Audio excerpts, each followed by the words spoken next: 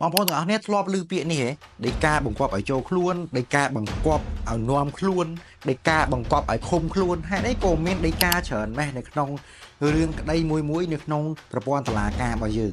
จังไงนี่ខ្ញុំនឹងមកប្រាប់តែเอาคนนี้អំពីដីកាចំនួន5ប្រភេទដែលតែងតែគេអនុវត្តនៅក្នុងរឿងក្តីព្រហ្មទណ្ឌហើយថាតើដីកាមួយហ្នឹងវាមានសុពលភាពឬក៏មានរយៈពេលចាប់ដើមនៅពេលណាហើយបញ្ចប់នៅពេលណាហើយតើការគេប្រើដីកាហ្នឹងវាមានប្រយោជន៍អីអញ្ចឹងចង់ដឹងមកស្វែងយល់ជាមួយនឹងผู้ពិសេសទាំងអស់គ្នា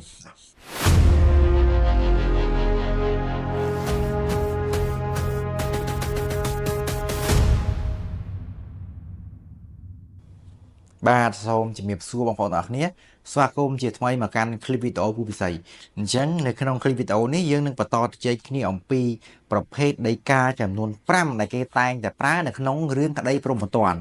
មុននឹងឈានចូលដល់ខ្លឹមសារលម្អិតក្នុងវីដេអូបងប្អូនដែលកំពុងតែទស្សនាវីដេអូនេះចុច Subscribe Channel YouTube ខ្ញុំម្នាក់មួយផងហើយបើសិនជាចង់មើលវីដេអូច្បាប់ខ្លីៗ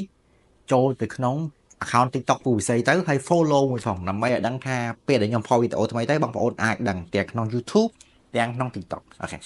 អញ្ចឹងចូលក្នុងខ្លឹមសារនៃវីដេអូរបស់យើងអានេះគេហៅថាវិធានការនិរន្តរៈឬក៏វិធាននិរន្តរៈនៅក្នុងរឿងក្តីព្រហ្មទណ្ឌដែលមានចែកណារាប់ចាប់ពីមាត្រា189នៃក្រមនីតិវិធីព្រហ្មទណ្ឌតទៅបងប្អូនអាចចូលទៅមើលបានណាអញ្ចឹងមុននឹងខ្ញុំបញ្យល់លម្អិតអំពីដីកាទាំង5នេះខ្ញុំចង់ឲ្យបងប្អូនយល់ថាតើអ្នកណាគេជាអ្នកចេញដីកាអ្នកណាគេជាអ្នកបញ្ជូនដីកាហើយអ្នកណាគេជាអ្នកដែលទទួលដីកាអ្នកចេញដីកាគឺជាចក្រមស៊ើបសួរ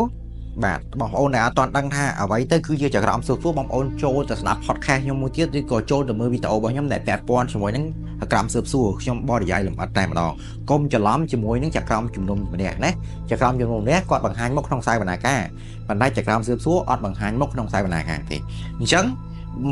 បកមកវិញអ្នកចេញដីកាគឺជាចក្រមស៊ើបសួរអ្នកបញ្ជូនដីកាគឺជាមន្ត្រីនគរបាលដែលយើងហៅភាសាអង់គ្លេសថានគរបាលយុតិធធឬក៏មន្ត្រីអាជ្ញាសាលាឬក៏មន្ត្រីរបស់តុលាការជាដើមអានេះយើងនិយាយខ្លីៗឲ្យងាយយល់ណាកុំឲ្យបងប្អូនស្រុកស្មារតីហើយសម្រាប់អ្នកទី3អ្នកទទួលដីកាហ្នឹងគឺជាជនសង្ស័យបាទជាជនសង្ស័យឬក៏ជាអ្នកផ្ទះរបស់ជនសង្ស័យបើជនសង្ស័យគាត់អត់នៅឬក៏ជាជនល្មើសឬក៏ជាហៅថាជាចុងចោតយើងនិយាយងាយយល់ចេះណាអញ្ចឹងខ្ញុំអត់ប្រើភាសាច្បាប់យកមកនិយាយដើម្បីឲ្យបងប្អូនស្មុគស្មាញទេអញ្ចឹងយើងយល់ពី3ភាគីនេះហើយណាអ្នកចេញដីកាណាអ្នកបញ្ជូនដីកានិងអ្នកទទួលដីកាអញ្ចឹងយើងដឹងណាអញ្ចឹងខ្ញុំមិននិយាយលម្អិតបន្ថែមទៀតទេពាក់ព័ន្ធនឹងរឿងនេះឥឡូវយើងមកដឹងពីដីកាទី1អញ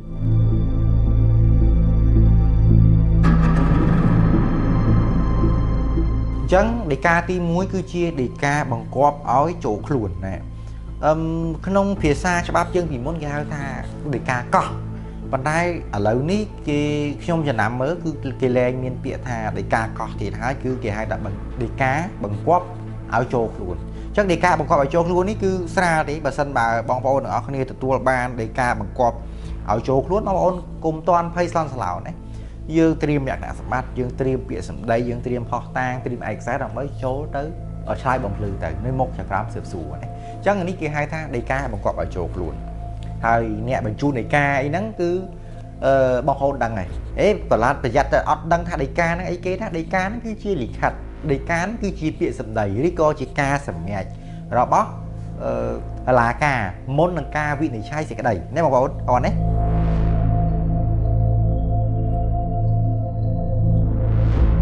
ដីកាទី2រៀងធ្ងន់បន្តិចគឺថាដីកាបង្គាប់ឲ្យនាំខ្លួនដីកាបង្គាប់ឲ្យនាំខ្លួននេះគឺជាការបញ្ជារបស់ចក្រមស៊ើបសួរទៅអាជ្ញាធរសាធារណៈបាទអាចជាមន្ត្រីនគរបាលយុតិធធអីចឹងជាដើមឲ្យនាំជនសង្ស័យឬក៏ជនដែលពាក់ព័ន្ធទៅនឹងបទល្មើសយកមកបង្ហាញមុខនៅមុខចក្រមស៊ើបសួរណែអញ្ចឹងណាអាហ្នឹងគឺជាដីកាបង្គាប់ឲ្យនាំខ្លួនមួយចូលខ្លួនយើងចូលទៅខ្លួនឯងប៉ុន្តែនាំខ្លួននេះគឺអាជ្ញាធរសាធារណៈមាននគរបាលនាំយើងចូលទៅឆ្លើយបំភ្លឺនៅមុខចក្រមស៊ើបសួរមួយទៀតសំណួរដែលខ្ញុំទទួលបានបន្តិចដែរសួរថាតើគេចាំបាច់ត្រូវដាក់ខ្នោះលើជនសង្ស័យឬក៏ជនល្មើសដែលអត់ពាក់ព័ន្ធនឹងការនាំខ្លួននេះជាធម្មតាឬក៏ជាទូទៅការដាក់ខ្នោះវាមិនមែនជាលក្ខខណ្ឌតម្រូវចាំបាច់ទេការដាក់ខ្នោះហ្នឹងលើកលែងតែគេខ្លាចជននឹងរត់ រត់កិច្ចឬក៏អាចនិយាយបានថាវាជាបទល្មើសធ្ងន់ធ្ងរការដាក់ខ្នោះនេះវាមិនមែនជាលក្ខខណ្ឌចាំបាច់ក្នុងច្បាប់ទេព្រោះកន្លងមកក្រសួងយុត្តិធម៌ក៏ធ្លាប់បានបំភ្លឺដែរថាការដាក់ខ្នោះនេះវាមិនមែនជាលក្ខខណ្ឌចាំបាច់ដែលតម្រូវទេប៉ុន្តែគេការពារខ្លាចជននឹងរត់កិច្ចឬក៏បង្កនៅហេតុការណ៍ណាមួយពេលដែលនាំខ្លួនមកបទតុលាការឬក៏នាំខ្លួនមកទីស្នាក់ការរបស់ប៉ូលីសអញ្ចឹងគេដាក់ខ្នោះទៅប៉ុន្តែទោះថាវាជាលក្ខខណ្ឌចាំបាច់អត់វាមិនមែនជាលក្ខខណ្ឌចាំបាច់ទេហើយក្នុងច្បាប់បើតាមខ្ញុំអានខ្ញុំមើលក៏មិនមានច្បាប់ណាចែងកំណត់ឲ្យមន្ត្រីនគរបាលដាក់ខ្នោះជនសង្ស័យឬក៏ជនល្មើសដែរនេះតាមខ្ញុំមើលតាមខ្ញុំអានតាមខ្ញុំចាំហ្នឹងណាចឹងបើសិនជាបងប្អូនអ្នកច្បាប់ដែលគាត់ដឹងច្រើនជាងខ្ញុំចូលមកខមមិនបញ្ជាក់នៅក្នុងវីដេអូនេះផងបាទអញ្ចឹងពាក់ព័ន្ធនឹងដេតាបង្គាប់ឲ្យនាំខ្លួននេះគឺមន្ត្រីអាជ្ញាធរជាអ្នកដែលនាំខ្លួនណាជនសង្ស័យទៅក្នុងតុលាការ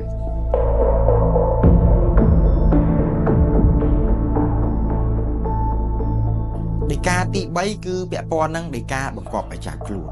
ដីកាបង្គាប់ឲ្យចាប់ខ្លួននេះគឺជាការបញ្ជារបស់គេថាចក្រមស៊ើបសួរទៅកាន់មន្ត្រីអាជ្ញាធរសាធារណៈស្វែងរកនិងតាមចាប់ជនដែលមានអត្តសញ្ញាណក្នុងដីកានឹងឬក្នុងលិខិតហ្នឹងយកទៅដាក់ក្នុងមណ្ឌលឃុំឃាំងឬក៏មន្ទីរឃុំឃាំងណាមួយជាបណ្ដោះអាសន្នសិនណាស្របតាមការបញ្ជាក់របស់ចក្រមស៊ើបសួរអញ្ចឹងជនដែលគេតាមចាប់ខ្លួនជាទូទៅច្រើនបានន័យថារត់គេចខ្លួនឬក៏គាត់អត់ចូលខ្លួនណាទៅតាមការបញ្ជារបស់ចក្រមបាទអាហ្នឹងខ្ញុំសរុបខ្លីៗឲ្យងាយយល់ហើយពាក់ព័ន្ធនឹងការតាមចាប់ខ្លួននេះទៀតសោតបើសិនជាសមត្ថកិច្ចគាត់សង្ស័យឲ្យជននឹងលាក់ខ្លួននៅកន្លែងណាមួយក៏មិនអាចចូលទៅខុសម៉ោងពេលបានដែរគឺគេមានម៉ោងពេលរបស់គេណាគឺអាចចូលទៅទីសំណាក់ឬក៏ទីលំនៅឋានដើម្បីស្វែងរកជនហ្នឹងចង់និយាយថាក្រោយម៉ោង6ព្រឹករហូតដល់មុនម៉ោង6ល្ងាចតោះនេះបងប្អូនទាំងអស់គ្នាហើយពាក់ព័ន្ធនឹងការចេញដីកានេះទៀតសោតវាជាដីកាមួយយ៉ាងធ្ងន់ធ្ងរហើយពាក់ព័ន្ធនឹងការចាប់ហើយយកទៅឃុំខ្លួនហ្នឹងបើស្ថិតក្នុងនីតិវិធីរបស់តុលាការក៏ត្រូវសួរយោបល់ឬក៏និយាយចំគឺចក្រមស៊ើបសួរក៏ត្រូវសួរយោបល់ពីបរិញ្ញាដែរថាតើរឿងហ្នឹងបុគ្គលហ្នឹងចាំបាច់ត្រូវចាប់ខ្លួនឬក៏ត្រូវឃុំខ្លួនដែរព្រោះការបើកការស៊ើបអង្កេតណាមួយឬក៏រឿងក្តីណាមួយដែលចក្រមស៊ើបសួរធ្វើគឺធ្វើតាមគេហៅថាដីកាបញ្ជូនរឿងឲ្យស៊ើបសួររបស់បរិញ្ញាមានន័យថារឿងហ្នឹងពេលដែលគេប្តឹងទៅបរិញ្ញាបញ្ជូនរឿងហ្នឹងឲ្យចក្រមស៊ើបសួរអញ្ចឹងមុននឹងចេញដីកាគេហៅចាប់ខ្លួនឃុំខ្លួនហ្នឹងក៏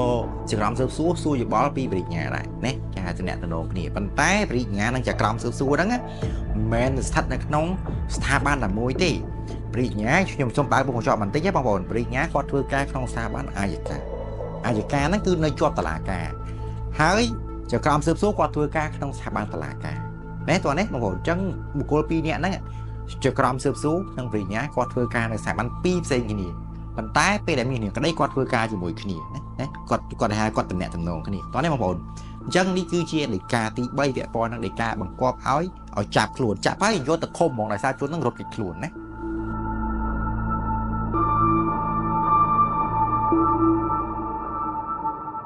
ដីកាទី4គឺថាដីកាបង្គាប់ឲ្យឃុំខ្លួនបាទនេះដល់ដីកាយ៉ាងធ្ងន់តិចណាទាំងដីកាបង្គាប់ឲ្យឃុំខ្លួននេះគឺជាដីកាមួយរបស់ចក្រមស៊ើបសួរដែលបញ្ជាទៅអាជ្ញាធរមានសមត្ថកិច្ចអាចជាមន្ត្រីប៉ូលីសឬក៏មន្ត្រីនគរបាលយុត្តិធម៌ឬក៏មន្ត្រីពន្ធនាគារឲ្យចាប់ឃុំខ្លួនណាជនសង្ស័យឬក៏ជនល្មើសហ្នឹងខ្ញុំអត់ប្រើភាសាច្បាប់ទេខ្ញុំនិយាយម្ដងទៀតណាដាក់ក្នុងពន្ធនាគារបាទដើម្បីឃុំខ្លួនជាបដោះអាសន្នក្នុងរយៈពេលណាមួយដែលគាត់កំណត់ហើយហេតុអីបានគេចាំបាច់ត្រូវឃុំខ្លួនគាត់បងប្អូនចង់ដឹងចូលទៅស្ដាប់ក្នុង podcast របស់ខ្ញុំនិយាយអំពីការឃុំខ្លួនបដោះអាសន្នណាក្នុង podcast ជាសម្លេងណាបងប្អូនចូលទៅក្នុង podcast ជាសម្លេងរបស់ខ្ញុំហើយរកមើលទៅមូលហេតុនៃការឃុំខ្លួនបដោះអាសន្នប៉ុន្តែខ្ញុំអាចនិយាយខ្លីៗក្នុងនេះថាការឃុំខ្លួនជាបដោះអាសន្នហ្នឹងគឺមូលហេតុដើម្បីកុំឲ្យគេថាជនល្មើសគាត់ទៅរៀបរៀងសាកសីគាត់ទៅបំផ្លាញផុសតាងឬក៏កុំឲ្យគាត់ទៅប្រព្រឹត្តនៅបទល្មើសណាផ្សេងទៀតណាឬក៏ការពារសុវត្ថិភាពខ្លួនគាត់ដែរព្រោះកាលណាជនសង្ស័យគាត់បានទៅប្រព្រឹត្តនៅអំពើល្មើសបើគាត់នៅក្រៅឃុំគាត់អាចត្រូវគេសងសឹកអីចឹងជាដើមអានេះគាត់អាចជាមូលហេតុខ្លីៗទេបងប្អូនចង់ដឹងមូលហេតុលម្អិតនៃការឃុំខ្លួនក្នុងដីកាទី4នេះបងប្អូនចូលទៅស្ដាប់ podcast ខ្ញុំលម្អិតខ្ញុំនិយាយច្បាស់តែម្ដងណាឥឡូវយើងចប់ដីកាទី4ហើយយើងចូលដល់ដីកាទី5